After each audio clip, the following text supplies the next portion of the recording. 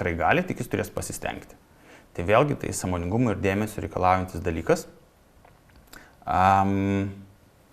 Jeigu kalbėsime apie augalinę mitybą, tai mes žinom, kad tokios mitybos besilaikantys žmonės turi didesnį poreikį tų pačių maistinių medžiagų, kaip vėlgi tų pačių baltymų, cinko, geležies, kalcio, taip, kur mes žinom, kad daržovės turi tam tikrų medžiagų, kurios slopina mikroelementų įsisavinimą, todėl jų mums daugiau reikia suvartoti.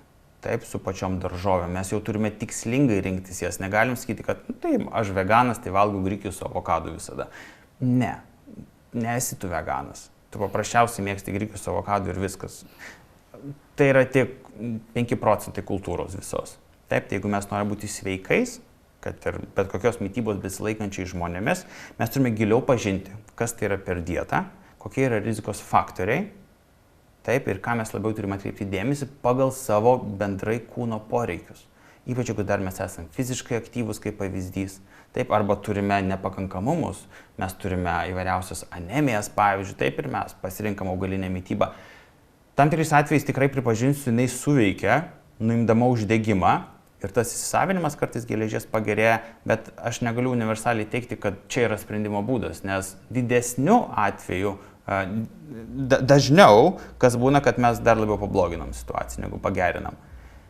Ant kiek tai yra susijęs su to, kad ar tai veganiška mityba pati kalta, ar žmogaus produktų pasirinkimas buvo nepakankamas, va čia dar kyla klausimas, nes žmogiško faktoriaus niekada čia neatmesim.